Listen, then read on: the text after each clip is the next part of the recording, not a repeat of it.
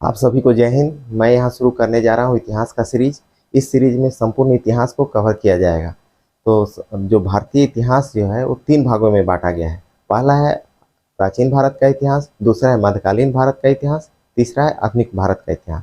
तो सबसे पहला अध्याय जो मैं शुरू करने जा रहा हूँ वो प्राचीन भारत का इतिहास का पहला चैप्टर है, प्राचीन भारतीय इतिहास के स्रोत। तो इसको शुरू करने से पहले ये जानना जरूरी है कि इतिहास है क्या। इतिहास अतीत को जानने का एक माध्यम होता है। अगर अतीत की घटनाओं को हमें जानना है तो इतिहास का सहारा लेना पड़ता है। इसको परिभाषा के रूप में देख लेते हैं। इतिहास जो है अतीत की घटनाओं का क्रमबद्ध विवरण को ही इतिहास कहते हैं। एक क्रमबद्ध विवरण क्या कहलाता है? जैसे जो इतिहास में जो घटनाएं पहले हुई है उसको सबसे पहले लिपिबद्ध किया गया, उसके बाद की घटनाओं को क्रमिक रूप से ही इतिहास में लिखा गया है। इसको ऐसे समझते हैं, जैसे सिंधु घाटी की सभ्यता पहली सभ्यता थी तो उसको सबसे पहले लिपिबद्ध किया गया। उसके बाद वैदिक काल की सभ्यता आई, उसके बाद उत्तर वैदिक काल, उसके बाद महाजनपद काल। तो इस तरह से इतिहास में कालखंडों को क्रमिक रूप से लिखा जाना ही इतिहास कहलाता है। उसके बाद देखते हैं इतिहास का उद्देश्य। यह हमारी और हमारे समाज की दशा व दिशा का निर्धारण करता है और भविष्य को सुरक्षित बनाने का प्रयास करता है। दशा और दिशा का अर्थ ये होता है कि हमारा जो अतीत था उससे वर्तमान की हम तुलना करते हैं कि हमारा वर्तमान की दशा जो है वो अतीत की तुलना में कैसी है। और दिशा का अर्थ ये होता है कि हमारा जो वर्तमान है वो अतीत की तुलना में अग्रसर है या पतन की ओर है। इससे पता चलता है दशा और दिशा का। दूसरा होता है कि भविष्य को सुरक्षित बनाने का प्रयास करता है। इतिहास के द्वारा क्या होता है कि अतीत की जो घटनाएं हुई है या दुर्घटनाएं हुई हैं जो हमारे लिए नुकसानदायक रहा हो, तो वर्तमान में हम उसको जानकर ऐसी नीतियां बनाते हैं ताकि भविष्य में उसकी पुनरावृत्ति न हो। जैसे 18वीं और 19वीं शताब्दी में अकाल और महामारी का बोलबाला था जिससे जान माल की क्षति होती थी। तो उसके बाद की सरकारों ने ऐसे उपाय किए, ऐसी नीतियां बनाई जिससे बाद में अकाल और महामारी की पुनरावृत्ति न हो, अगर हो भी तो उस पर कंट्रोल किया जा सके। तो इतिहास हमें वर्तमान में ऐसी बातों को सिखाता है कि अतीत की जो घटनाएं या दुर्घटनाएं हुई हो उसको भविष्य में पुनरावृत्ति न होने दे। उसके बाद देखते हैं इतिहास का पिता किसको कहा जाता है। इतिहास का पिता हेरोडोटस को कहा जाता है। हेरोडोटस कौन था? हेरोडोटस एक यूनानी विद्वान था।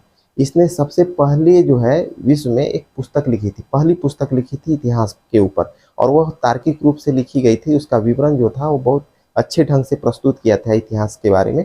इस कारण से उसको इतिहास का पिता कहा जाता है। उसने एक पुस्तक लिखी थी हिस्टोरिका, जो लगभग 450 ईसा पूर्व लिखी गई थी। उसमें खासकर पेलोपोनियस का जो युद्ध हुआ था उसके बारे में तार्किक रूप से विवरण दिया गया था। यह युद्ध ग्रीक और फारस के बीच में लड़ी गई थी। इसके अलावा उसने उस समय के तत्कालीन समाज और विश्व की घटनाओं का उसने उसमें वर्णन किया था। इस कारण से उसे इतिहास का पिता कहा जाता है। उसके बाद देखते हैं प्राचीन भारतीय इतिहास के स्रोत। इन्हीं स्रोतों के आधार पर हमें अपने इतिहास की जानकारी मिलती है। तो हमारा जो स्रोत है प्राचीन भारतीय इतिहास का वो 2 भागों में बांटा गया है। पहला है पुरातात्विक स्रोत, दूसरा है साहित्यिक स्रोत। तो पुरातात्विक स्रोत उन स्रोतों को कहते हैं जो जमीन से से मिले हैं, जमीन की खुदाई करने के बाद हमें मिले हैं या भग्नावशेष के रूप में मिले हैं। उसमें प्रमुख जो है उसका हमने यहाँ पे लिखा है। इसके अलावे भी बहुत सारी चीज़ मिले हैं। बुक में आपको और भी चीज़ पढ़ने को मिलेगा, लेकिन हमने यहाँ मेन जो चीज़ है उसको यहाँ पे लिखा है। सबसे पहला इसमें आता है पुरातात्विक स्रोत में अभिलेख, उसके बाद स्मारक और भवन, तीसरा आता है सिक्के एवं मुहर, चौथा आता है मूर्तियां और पांचवा होता है चित्रकला। तो सबसे पहले अभिलेख को देखेंगे कि अभिलेख है क्या। ऐसा लेख जो किसी पदार्थ या वस्तु पे लिखा जाता है उसको अभिलेख कहते हैं। यहाँ अभिलेख का संदर्भ जो है पत्थरों पे लिखी गई लेखों से है, क्योंकि ये पुरातात्विक स्रोत के रूप में मिले हैं। क्योंकि पुरातात्विक स्रोत में वही चीज मिले हैं जो नष्ट न हुए हों। जैसे लकड़ी पे भी लेख लिखा हो गया होगा अतीत में तो नष्ट हो चुके हैं, लेकिन पत्थर पे जो उत्तीर्ण किया गया था लेख वो अभी तक हमें सही सही प्राप्त हुए हैं। तो अभिलेख लिखने की जो परंपरा शुरू की गई थी सबसे पहले विश्व में वो एशिया माइनर में शुरू की गई थी। जो बागजगोई का जो अभिलेख मिला है वो सबसे पहला अभिलेख माना जाता है। यह 1400 ईसा पूर्व की अभिलेख है। इसमें क्या है कि वैदिक काल के देवी देवताओं का भी इसमें जिक्र है। तो इससे पता चलता है कि बागजगोई का अभिलेख वैदिक काल के समकालीन था। भारत में जो अभिलेख लिखने की परंपरा अशोक के द्वारा शुरू की गई थी। अशोक के अभी तक लगभग 40 अभिलेख हमें मिल चुके हैं। और अभिलेख का जो रूप है वो दो प्रकार का होता है, एक होता है शिलालेख और एक होता है स्तंभ लेख। यहाँ हमारे पुरातात्विक स्रोत में जो मिले हैं उसमें शिलालेख भी मिले हैं और स्तंभ लेख भी मिले हैं। शिलालेख ऐसा होता है वर्गाकार पत्थर या आयताकार पत्थर होता है, उस पर लेख लिखा गया है, उत्कीर्ण किया गया है। और स्तंभ लेख है जो लंबे पत्थरों पे लेखों को लिखा गया है, इनको स्तंभ लेख कहा जाता है। अशोक के जो अभिलेख मिले हैं वो शिलालेख के रूप में भी मिले हैं और स्तंभ लेख के रूप में भी मिले हैं। अशोक के अभिलेख से हमें मौर्यकालीन इतिहास की जानकारी मिलती है। उसके अभिलेख में अशोक की नीतियों तथा उसके आदेश तथा धर्म नीतियों के बारे में चर्चा किया गया है। उससे समाज उस काल के सामाजिक स्थिति तथा धार्मिक स्थिति के बारे में भी पता चलता है। उसके बाद आता है हाथी गुम्फा का अभिलेख। हाथी गुम्फा का अभिलेख जो है कलिंग नरेश खारवाल के द्वारा लिखवाया गया था। यह अभी भुवनेश्वर में स्थित है। इस अभिलेख में यह अभिलेख जो है शिलालेख के रूप में मिला है, वो शिलालेख पे उत्कीर्ण कराया गया था। इस अभिलेख में जो है खारवेल की विजय के बारे में लिखा गया और उसकी नीतियों का इसमें वर्णन किया गया है। उसके बाद आता है जूनागढ़ का अभिलेख। जूनागढ़ का अभिलेख को गिरनार का अभिलेख भी कहा जाता है। यह रुद्रदामन नामक शासक के द्वारा लिखवाया गया था। उसमें रुद्रदामन के नीतियों का तथा उसके कार्यों का वर्णन किया गया है। उसके बाद आता है प्रयाग स्तंभ अभिलेख। प्रयाग स्तंभ अभिलेख जो है इलाहाबाद में स्थित है। यह गुप्त वंश के शासक समुद्रगुप्त के द्वारा लिखवाया गया था और उसमें समुद्रगुप्त के विजय के बारे में लिखा गया है और उसके नीतियों के बारे में उसमें लिखा गया है। इससे हमें गुप्तकालीन सभ्यता के बारे में जानकारी मिलती है। उसके बाद आता है प्रमुख अभिलेखों में ऐहोल का अभिलेख। ऐहोल का अभिलेख जो है चालुक नरेश जो है पुलकेशिन द्वितीय के बारे में लिखा गया। उसमें चालुक नरेश जो पुलकेशिन द्वितीय था उसके और राजा हर्षवर्धन के बीच में युद्ध लड़ा गया था और उस युद्ध में पुलकेशिन द्वितीय विजयी रहा था, उसी को इस अभिलेख में लिखा गया है। उसके बाद आता है स्मारक और भवन। स्मारक और भवन के रूप में जो अवशेष मिले हैं उसके आधार पे भी हमें इतिहास की जानकारी मिलती है। इसमें सबसे प्रमुख आता है सिंधु घाटी सभ्यता के अवशेष। सिंधु घाटी सभ्यता के अवशेष के आधार पर ही संपूर्ण सिंधु घाटी सभ्यता का इतिहास को लिखा गया है। सिंधु घाटी के जो अवशेष के रूप में बड़ी बड़ी इमारतें मिली हैं उसके आधार पर पता लगाया गया है कि सिंधु घाटी की सभ्यता जो थी वो पहली नगरीय सभ्यता थी। उसके बाद आता है मौर्यकालीन इमारतें। मौर्यकालीन इमारतें से में सबसे प्रमुख है राजप्रसाद की इमारतें जो पटना के कुम्हरार में स्थित है। यह चंद्रगुप्त मौर्य के शासनकाल में बनाया गया था और ये लकड़ी का एक महल है जिससे हमें मौर्यकालीन इतिहास की जानकारी मिलती है। उसके बाद गुप्त काल के मंदिर हमें अवशेष के रूप में मिलते हैं, जैसे देवगढ़ का दशावतार मंदिर, कानपुर का भीतरगांव मंदिर। तो इस प्रकार के जो अवशेष मिलते हैं उससे गुप्त काल के वास्तुकला का हमें इतिहास पता चलता है। उसके अलावा भी बहुत सारे मंदिर जो मिले हैं उससे भी हमें इतिहास की जानकारी होती है। वो द्रविड़ शैली की मंदिर है, नागर शैली की मंदिर है और बेसर शैली की मंदिर है। द्रविड़ शैली की जो मंदिर है वो दक्षिण भारत में मिलते हैं, नागर शैली उत्तर भारत से संबंधित था और बेसर शैली के जो मंदिर थे वो मध्य भारत से संबंधित थे। उसके बाद आते हैं सिक्के और मुहरे। सिक्के और मुहरे के आधार पर भी इतिहास के आर्थिक व्यवस्था का जानकारी हमको मिलता है।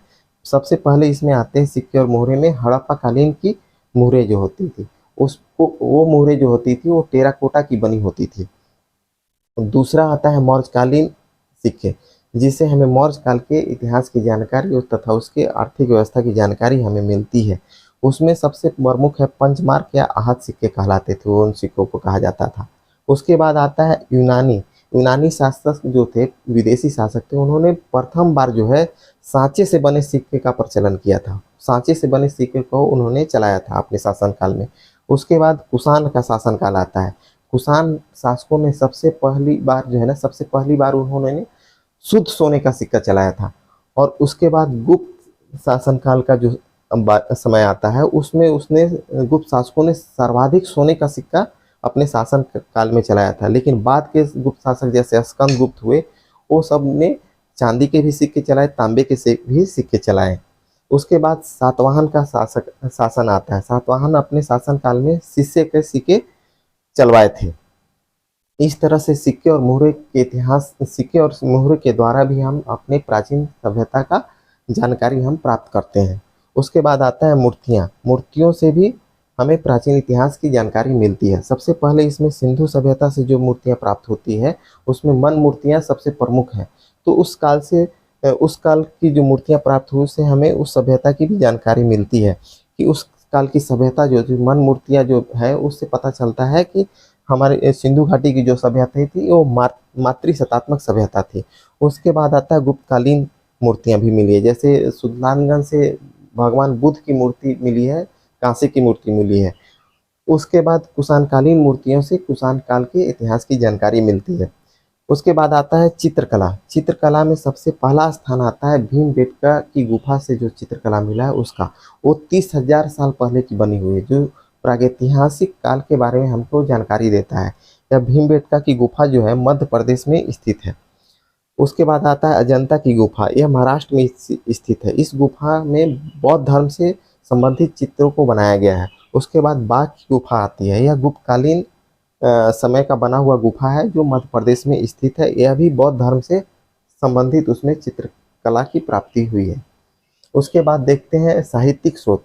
साहित्यिक स्रोत में सबसे पहले जो होता है उसको दो भागों में बांटा गया है। भारतीय साहित्य, जो भारतीय लेखकों के द्वारा लिखी गई है, और दूसरा होता है विदेशी साहित्य, जो विदेशी यात्रियों द्वारा या विदेशी इतिहासकारों के द्वारा लिखा गया है।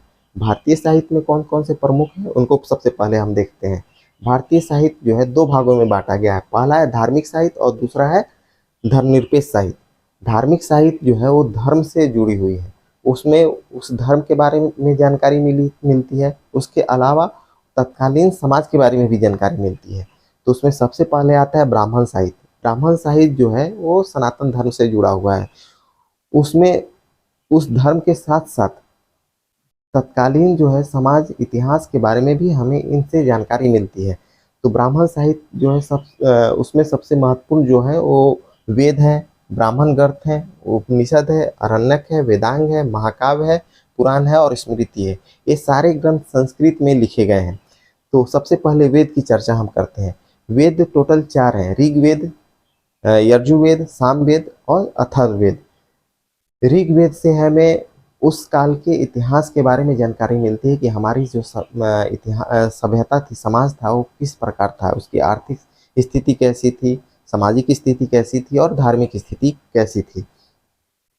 ऋग्वेद में 10 मंडल हैं, 1028 सूक्त हैं और 10,580 ऋचाएँ हैं। इसके 10वें मंडल में जो है पुरुष सूक्त से हमें समाज के 4 वर्णों में विभाजित होने का प्राप्त होता है कि हमारा जो समाज जो है 4 वर्णों में विभाजित होता है, ऐसे हमें जानकारी उससे मिलती है।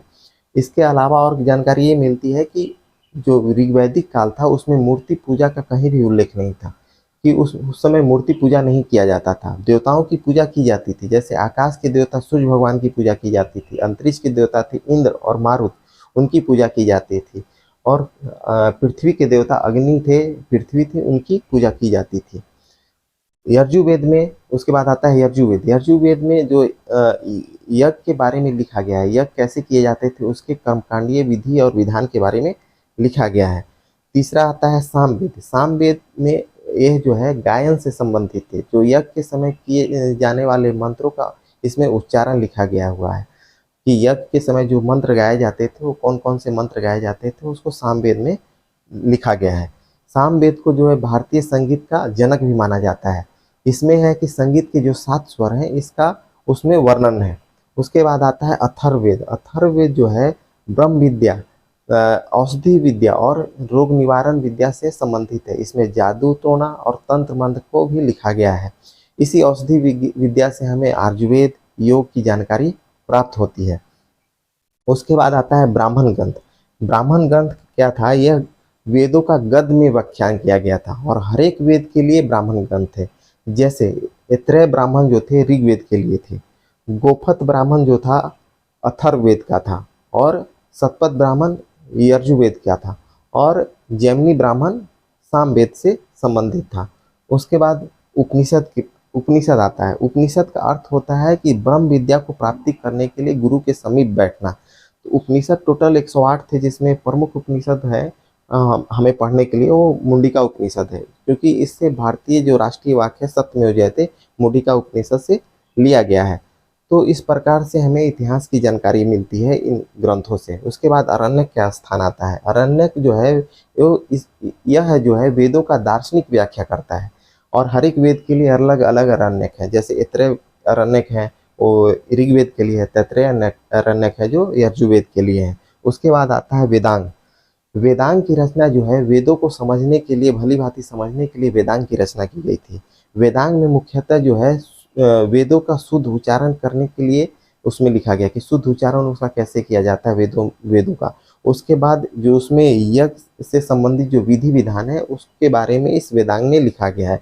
वेदांग टोटल 6 भागों में विभाजित है।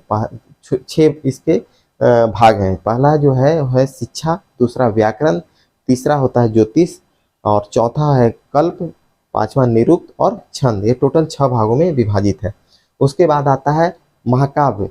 महाकाव्य टोटल 2 हैं। एक है महाभारत जिसकी रचना महर्षि वेद व्यास ने की थी और दूसरा है रामायण जिसकी रचना महर्षि वाल्मीकि ने की थी। तो महाभारत से हमें उस समय के तत्कालीन सामाजिक, आर्थिक और धार्मिक राजनीतिक जीवन की जानकारी मिलती है। और रामायण जो टोटल है वो 7 खंडों में विभाजित है, उससे भी हमें इतिहास की जानकारी मिलती है। उसके बाद आता है पुराण। पुराण जो है उसमें तत्कालीन ऋषि तथा राजाओं का वर्णन उसमें किया गया है। टोटल जो है पुराण की संख्या है वो 18 है। इसमें महत्वपूर्ण पुराण जो है वायु पुराण है, विष्णु पुराण है, मत्स्य पुराण है, शिव पुराण है और भागवत पुराण है। वायु पुराण जो है वो गुप्त काल से संबंधित है, विष्णु पुराण जो है मौर्य काल से संबंधित है और मत्स्य पुराण में सातवाहनों का इतिहास हमें पढ़ने को मिलता है। इसके बाद स्मृति का आता है। स्मृति का अर्थ होता है कि याद किया हुआ। इसमें जो स्मृति में मुख्य रूप से जो बातें लिखी गई है उसमें नैतिक बातों को लिखा गया है और साथ ही इसमें राजनीतिक नीति तथा विधि के बारे में लिखा गया है। स्मृति में सबसे प्रमुख जो आता है वो मनुस्मृति का स्थान आता है। इस मनुस्मृति को सबसे पहले जो 1776 ईस्वी में विलियम जोन्स ने इसका अंग्रेजी में अनुवाद किया था और यह इसलिए महत्वपूर्ण है कि ब्रिटिश औपनिवेशिक शासन काल में मनुस्मृति के आधार पर ही हिंदू कानून बनाए गए थे। तो इस तरह से ब्राह्मण साहित्य जो है हमें प्राचीन इतिहास की जानकारी देता है और वर्तमान में भी ये हमारे लिए महत्वपूर्ण स्थान रखता है। उसके बाद आता है बौद्ध साहित्य। बौद्ध साहित्य से हमें बौद्ध धर्म की जानकारी तो मिलती ही मिलती है, उसके अलावा उस समय के तत्कालीन शासकों तथा तत्कालीन इतिहास के बारे में भी हमें जानकारी मिलती है। तो बौद्ध साहित्य जो है वो पाली भाषा में लिखी गई थी और उसमें सबसे महत्वपूर्ण जो है सुत्त पिटक है, विनय पिटक है, अधिधम्म पिटक है। इन तीनों पिटकों को ही त्रिपिटक कहा गया है। सुत्त पिटक में जो है वो बुद्ध भगवान के जो है उपदेशों को लिखा गया है और धार्मिक क्रियाकलापों को लिखा गया है। उसके बाद विनय पिटक का स्थान आता है। विनय पिटक में होता है कि इसमें संघ के नियम लिखे गए हैं और बौद्ध संघ में प्रवेश के नियम इसमें लिखा गया है और बौद्ध भिक्षुओं को किस तरह से अपना आचरण रखना है उसके बारे में विनय पिटक में लिखा गया है। उसके बाद आता है अधिधम्म पिटक। अधिधम्म पिटक जो है बुद्ध भगवान के जो धार्मिक उपदेश थे उसकी दार्शनिक व्याख्या जो अधिधम्म पिटक में किया गया है। उसके बाद आता है अंगुत्तर निकाय। अंगुत्तर निकाय इसलिए महत्वपूर्ण है क्योंकि इसी पुस्तक में बाद का जो महाजनपद हुए थे 16 महाजनपद उसका इसमें विवरण इसमें लिखा हुआ है, इसलिए अंगुत्तर निकाय महत्वपूर्ण स्थान रखता है इन ग्रंथों में। सुत्त पिटक के टोटल 5 निकाय थे, उसमें एक निकाय के रूप में अंगुत्तर निकाय है। उसके बाद आता है बुद्ध चरित्र। बुद्ध चरित्र जो है इसमें बुद्ध के जीवन काल के बारे में लिखा गया है। इसके बाद एक और आता है बौद्ध साहित्य जिसका नाम है ललित विस्तार। उसमें क्या है कि बुद्ध को भगवान के रूप में मानकर उनके जीवन तथा उनके कार्यों का चमत्कारिक वर्णन किया गया है। उसके बाद आता है जैन साहित्य। जैन साहित्य से हमें जैन धर्म की जानकारी मिलती है। जैन साहित्य जो है जैन धर्म का उदय 550 ईस्वी ईसा पूर्व हुआ था और बौद्ध धर्म का उदय 500 ईसा पूर्व में हुआ था। तो जैन साहित्य है जो लिखा गया है 550 ईसा पूर्व के बाद का ही ये लिखा गया है। इसमें सबसे महत्वपूर्ण स्थान रखता है आचरांग सूत्र। इसमें क्या है कि जैन भिक्षुओं के बारे में लिखा गया है कि उन्हें कैसा आचरण फॉलो करना है, उनके नियम विधि विधान के बारे में लिखा गया है और इससे हमें जैन धर्म के बारे में भी जानकारी होती है और उस समय के तत्कालीन इतिहास के बारे में भी जानकारी होती है। भद्रबाहु चरित्र जो है वो जैन मुनि भद्रबाहु के द्वारा लिखा गया था। जो भद्रबाहु के अनुयायी थे वो चंद्रगुप्त मौर्य थे। इस पुस्तक में चंद्रगुप्त मौर्य के बारे में भी हमें जानकारी प्राप्त होती है। उसके बाद आता है भगवती सूत्र। भगवती सूत्र से हमें 16 महाजनपदों के बारे में जानकारी प्राप्त होती है। उसके बाद आता है कल्प सूत्र। कल्प सूत्र भी भद्रबाहु के द्वारा एक रचित लिखा गया पुस्तक था, जिसमें जैन तीर्थंकर जितने थे उसमें प्रमुख पार्श्वनाथ, ऋषभदेव और तथा महावीर के जीवन काल के बारे में इसमें भद्रबाहु ने लिखा है। इस तरह से जो धार्मिक साहित्य है उससे हमें प्राचीन इतिहास की जानकारी मिलती है। आपको आगे के चैप्टर में भी इसको डिटेल में पढ़ने को मिलेगा। जैसे वेद को पढ़ने का आपको ऋग्वैदिक काल में, उत्तर वैदिक काल में ये सारी चीज़ पढ़ने को मिलेंगे। उसके बाद बौद्ध साहित्य को भी आपको, बौद्ध धर्म का जब आप चैप्टर पढ़ेंगे तो उसमें डिटेल में पढ़ने को मिलेगा। जैन धर्म से जुड़ी बातों को आप जैन धर्म से के चैप्टर में आप पढ़ेंगे। उसके बाद देखते हैं धर्मनिरपेक्ष साहित्य। धर्मनिरपेक्ष साहित्य जो है उस धर्म से रिलेटेड नहीं था, लेकिन ये हमें इतिहास की जानकारी देता है, इसलिए महत्वपूर्ण स्थान रखता है। इसमें सबसे पहला नाम जो आता है वो अर्थशास्त्र का आता है। अर्थशास्त्र को भारतीय इतिहास की पहली राजनीतिक पुस्तक कही जाती है। यह मौर्यकालीन इतिहास की जानकारी देता है। इसमें मौर्य प्रशासन से संबंधित बातों को लिखा गया है। इसकी रचना चाणक्य ने की थी, जिनको कौटिल्य कहा जाता है। उसके बाद आता है राजतरंगिणी। राजतरंगिणी की रचना जो है 1148 ईस्वी में कल्हण के द्वारा की गई थी। इसमें कश्मीर के इतिहास की जानकारी मिलती है और कश्मीर के जितने शासक हुए इसके बारे में राजतरंगिणी में लिखा गया है। उसके बाद आता है अष्टध्यायी। अष्टध्यायी जो है पाणिनि के द्वारा लिखा गया एक व्याकरण ग्रंथ है। इसमें जो है सिकंदर और पोरस के युद्ध का वर्णन है। उसके साथ ही मौर्य काल के से पूर्व के इतिहास के बारे में इसमें वर्णन मिलता है। उसके बाद आता है मुद्रा राक्षस। मुद्रा राक्षस जो है विशाख दत्त के द्वारा लिखी गई पुस्तक है। इसमें नंद वंश के पतन तथा मौर्य वंश के स्थापना के बारे में हमें जानकारी मिलती है। उसके बाद आता है अभिज्ञान शाकुंतलम। अभिज्ञान शाकुंतलम जो है वो कालिदास के द्वारा रचित है। इसमें राजा दुष्यंत तथा शकुंतला की प्रेम कथा के बारे में इसमें लिखा गया है। उसके बाद आता है मालविका अग्निमित्रम। ये जो है कालिदास के द्वारा ही लिखा गया था और इसमें पुष्यमित्र शुंग का जो पुत्र है राजकुमार अग्निमित्र, उसका और विदर्भ की राजकुमारी मालविका का जो प्रेम संबंध है उसके बारे में इसमें लिखा गया है। उसके बाद मेघदूत का स्थान आता है। मेघदूत भी कालिदास के द्वारा लिखा गया था और यह एक तरह से काल्पनिक कथा है, जिसमें एक लिखा गया है कि यक्ष को अपने देश से निकाल दिया जाता है और वह यक्ष जो है अपने प्रेमिका को संदेश भेजने के लिए बादल का सहारा लेता है, मेघ का सहारा लेता है। दूत के रूप में मेघ को अपना संदेश देता है प्रेमिका तक पहुंचाने के लिए। इसमें उस कथा का वर्णन किया गया है। उसके बाद आता है हर्षचरित। हर्षचरित जो है राजकवि बाणभट्ट के द्वारा लिखा गया था। ये राजकवि थे इसके हर्षवर्धन के, और उसमें राजा हर्षवर्धन के बारे में ही इस पुस्तक में लिखा है और उसके शासन काल के बारे में इस पुस्तक में बाणभट्ट ने लिखा है। उसके बाद आता है कादम्बरी। कादम्बरी जो पुस्तक है वो भी बाणभट्ट के द्वारा लिखा गया है। यह एक काल्पनिक कथा है और कादम्बरी जब लिख रहे थे बाणभट्ट उसी समय उसकी मृत्यु हो जाती है, तो इसको पूरा करता है इस पुस्तक को उनका पुत्र पुलिन भट्ट। इसमें एक राजकुमार चंद्रापीड़ तथा कादम्बरी नामक युवती की एक कथा इसमें लिखी गई है। इस तरह से जो भारतीय साहित्य है हमें इतिहास की जानकारी देता है। उसके बाद आता है विदेशी साहित्य। विदेशी साहित्य को देखते हैं कि इसमें कौन कौन से प्रमुख हैं। विदेशी साहित्य विदेशी इतिहासकार या विदेशी यात्रियों द्वारा लिखा गया है। जो यात्री थे वो अपने यात्रा वृत्तांत के आधार पे इतिहास को लिखे हैं, और जो इतिहासकार थे जो यहाँ भारत की यात्रा नहीं किए थे वो श्रुतियों के आधार पे इतिहास को लिखा है। जैसे हेरोडोटस और प्लिनी और टालमी, ये तीनों जो है भारत का भ्रमण नहीं किया था लेकिन भारत के बारे में अपनी पुस्तक में लिखा है। वो लिखा कैसे है कि जैसे भारतीय व्यापारी या यूनानी व्यापारी भारत आते थे, भारत व्यापारी जब यूनान की ओर जाते थे तो उनसे उनकी श्रुतियों के आधार पे इन्होंने इतिहास में अपनी पुस्तक में भारत के बारे में वर्णन किया है। जैसे हेरोडोटस ने अपनी पुस्तक हिस्टोरिका में भारत के बारे में लिखा है। प्लिनी की पुस्तक थी ए नेचुरल हिस्ट्री, उसने यहाँ के बारे में भारत की भौगोलिक दिशा तथा उसके साथ ही यहाँ के पशु पेड़ पौधे तथा पक्षियों का वर्णन किया है। उसके बाद आता है टालमी। टालमी जो है ज्योग्राफी नामक पुस्तक लिखी थी और यह खासकर दक्षिण भारत के जो भौगोलिक स्थिति उसके बारे में लिखा है। अरब अरब सागर के बारे में इसने इसने अपनी पुस्तक में लिखा है। उसके बाद आता है मेगास्थनीज। मेगास्थनीज जो था वो सेलुकस निकेटर का एक राजदूत था जो बिंदुसार के दरबार में रहता था।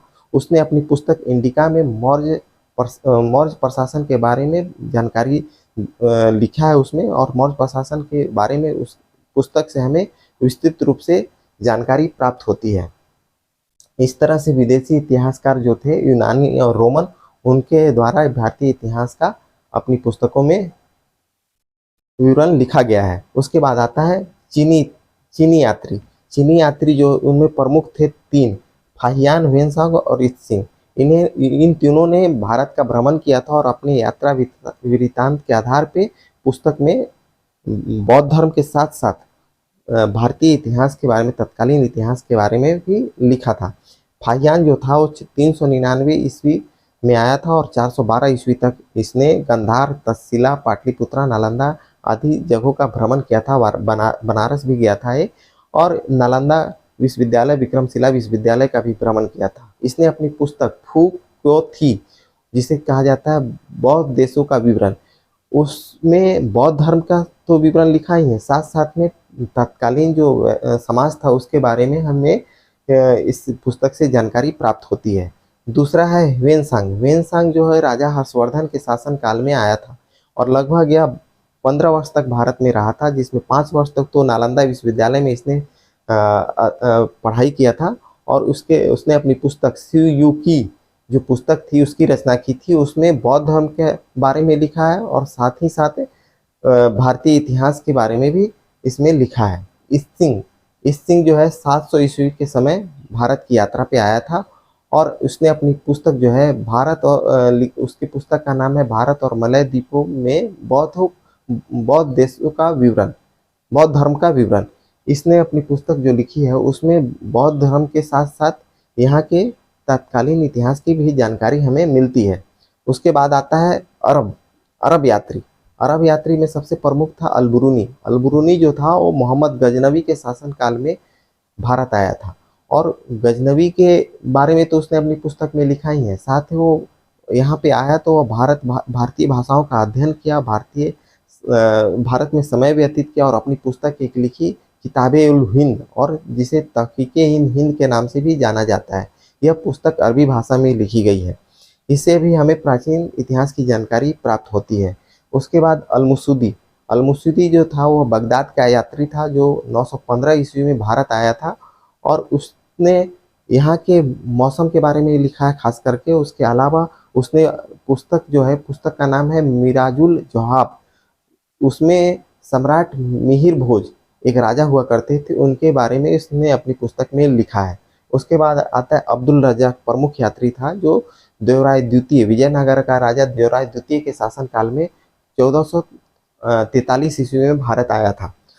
उसने अपनी पुस्तक में दक्षिण भारतीय राज्यों थे उसके बारे में अपनी पुस्तक में लिखा है। उसके बाद आता है इब्न बतूता का क्रम। तो इब्न बतूता जो है वो 1333 ईस्वी में भारत आया था। यह मोरक्को का निवासी था और उस समय जब भारत आया उस समय मोहम्मद बिन तुगलक का शासनकाल था। तो मोहम्मद बिन तुगलक इसकी विद्वता से इतना प्रभावित हुआ कि उसने इसको अपने राज्य का काजी नियुक्त कर दिया था। बाद में इसको चीन भी भेजा राजदूत के रूप में। इसने अपनी पुस्तक एक लिखी है रहेला, जिससे प्राचीन इतिहास की हमें जानकारी प्राप्त होती है। इसके अलावा भी एक प्रमुख यात्री था मार्को पोलो जो इटली का रहने वाला था। वो अभी भारत का भ्रमण किया था, खासकर पांड्य राज्य में वो भ्रमण किया था, तो वहाँ के इतिहास के बारे में अपनी पुस्तक में लिखा है। इस तरह से जो स्रोत हैं उस स्रोतों के आधार पे हमें प्राचीन इतिहास की जानकारी प्राप्त होती है।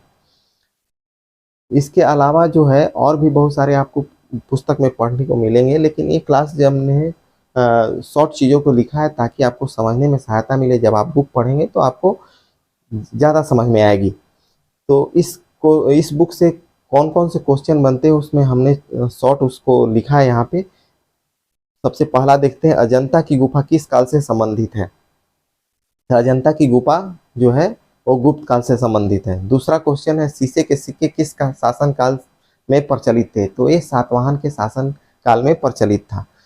तीसरा क्वेश्चन है महाजनपद का उल्लेख किस ग्रंथ में है? तो दो ग्रंथों में उल्लेख है, एक बौद्ध ग्रंथ अंगुत्तर निकाय में और दूसरा जैन धर्म के ग्रंथ में भगवती सूत्र में।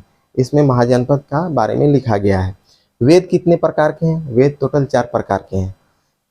पुराण कितने प्रकार के हैं? हमने बताया है कि पुराण टोटल 18 उसके भाग होते हैं, 18 प्रकार के पुराण हैं। उसके बाद हर्षचरित किसकी रचना है? हर्षचरित जो है बाण भट्ट की रचना है।